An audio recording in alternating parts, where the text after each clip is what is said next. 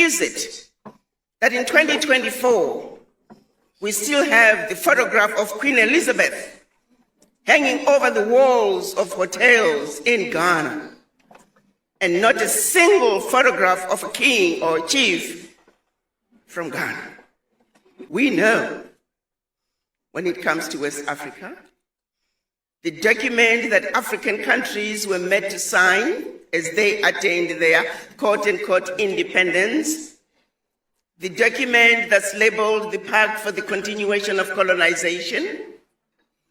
On one hand, we are giving you your independence, but on the other hand, we want you to sign this document, agreeing to continue to be colonized. And if you choose not to sign this document, in my pocket, I have a gun that has your name. Guinea and Mali, they chose not to sign the document. That France moved into those countries, poured concrete into the sewage pipes, destroyed schools, hospitals, roads, anything that could be destroyed, they destroyed. Anything that they could pick up and take back with them to France, they took. They even took the last pencil. This was done as a way of letting the other African countries know that should you refuse to sign this document, this was the fate that awaited you. You have to give up 85% at that time of your bank reserves, deposit them with France. Those funds, once gone, they're not coming back. All your minerals discovered and yet to be discovered belong to France, and French companies had the first right of refusal. Your language of instruction shall be French. Your military can only be equipped by France. Your military can only be trained by France. You must give up control of your finances. You must give up control of your natural resources. You must give up control of your military. Now, if you stay away from those, you are free to run your country as you wish. What kind of a country are you running? What kind of a leader are you?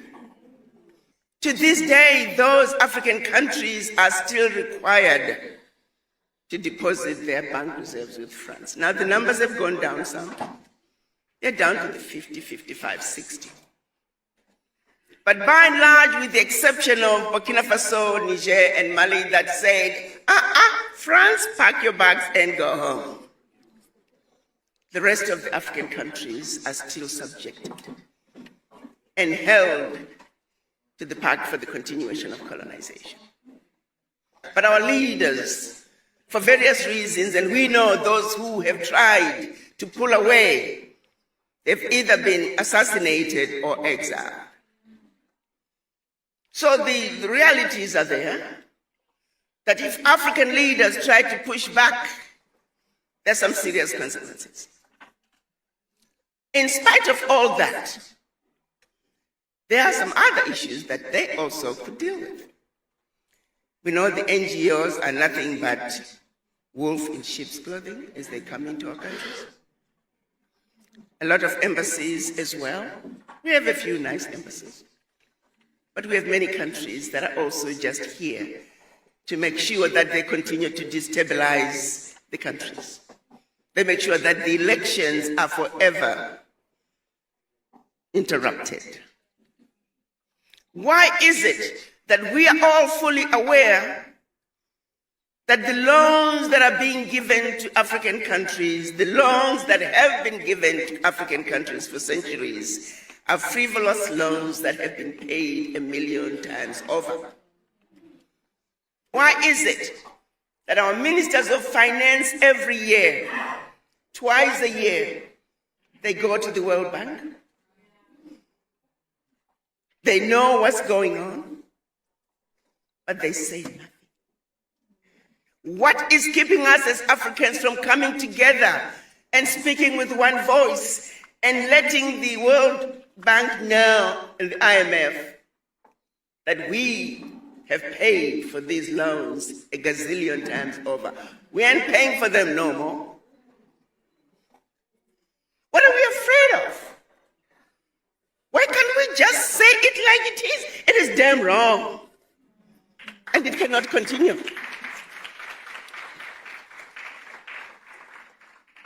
But we are afraid. You see, they defeated us where it matters the most. That even things that we have the ability to change, we are afraid of changing them. When the Europeans first came to Africa, they brought us religion. And then we went to church. And they taught us about a human being called Jesus Christ. And they talked about the angels, and they talked about who are in heaven, a place we all want to go to. They're beautiful, they're angelic, they're desirable. And oh, by the way, they are white. And oh, by the way, we are white, like the angels. But remember, in school, they told us this was white. But never mind how we look. We may look rather pinkish, but don't disregard that. We are white believers. Then they turned around and said there's something called hell. And there's a devil there. Ugly, undesirable, does all the horrible things, and that creature is black. And oh, by the way, you too are black. Never mind this black color that we told you in school. A blatant lie was told to us, and we have never stood up to say that's a damn lie. I'm not black. They're not white. You look like the devil because we told you so. We look like the angels because we told you so. So it is when a little 5-year-old black boy is given 2 sets of dolls, black dolls and white dolls, and he's asked which one is mean, he points at the black one. He's asked which one is ugly, he points at the black one. He's asked which one is nice, he points at the white one. Which one is beautiful? He points at the white one. And then when asked which one is more like you, he sheepishly points at the black one. The 5-year-old boy is defeated before his life even begins. Somehow, there are subliminal messages that this boy just knows it. Think about it. So that same little boy who grew up to be the Minister of Education, he's not going to like anything to do with him. So yes, European history is what weighs at. African history? No. You, African educators, you don't read your own work in order to be tenured. Many professors, to be tenured, they got to write 10, 20, 30, 40 papers. And those papers can only be reviewed in Europe, in the United States, by credible universities. So I said to the professors, you don't trust each other? You are not credible? If you can't trust each other, why should we parents trust you with our children? To be tenured in universities in Africa, your work has to be reviewed outside Africa. What's wrong with having universities in North Africa send their work to Southern Africa? Universities in West Africa send their work to East Africa. But no, black professors are going to be reviewing it. It's not acceptable. They won't have the same weight. Stupidity has got to come to an end. It is filtering through to everything that we are doing. I am telling you, my brothers and sisters, we are the laughingstock of the world.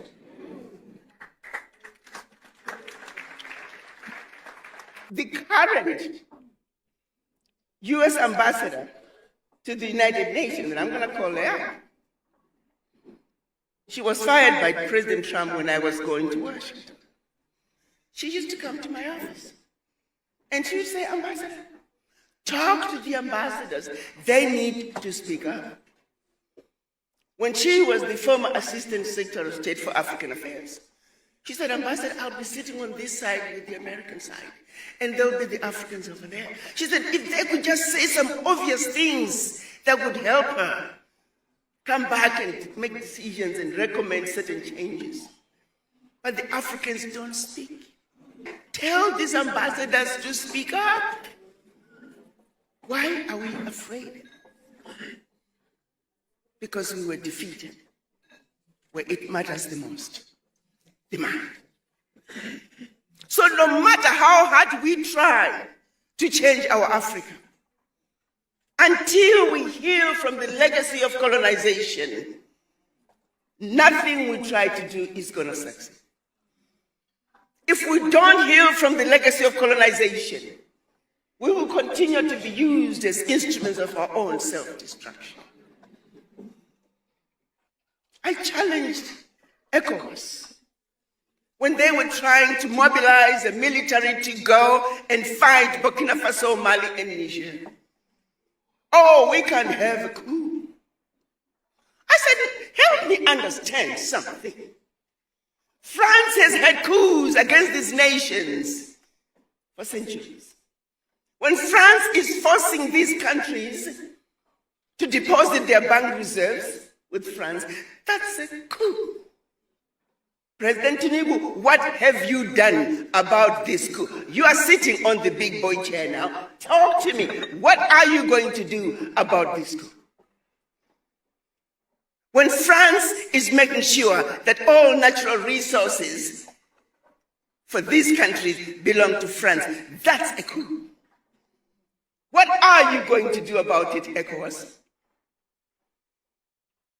But somehow, we don't see them as coups because it's the white men doing it.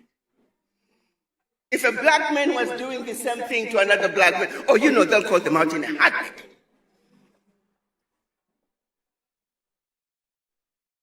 We have a serious problem as Africans. We don't even realize how sick we are with this disease. We are not just sick at home. We are not just sick in the doctor's waiting room. We are not just sick in the general ward in the hospital. We are in the intensive care. As a doctor, I cannot help you unless you come to me with your complaints. At least recognize that you're sick. But most of the time, we don't even realize that we are sick. This stupidity that is going on in Africa has got to come to an end.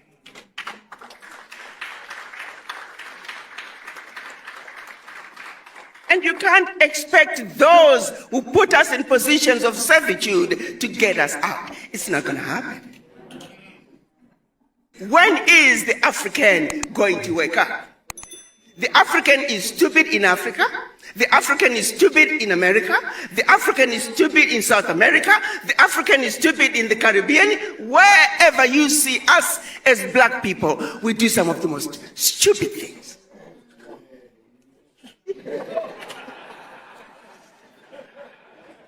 You go into neighborhoods.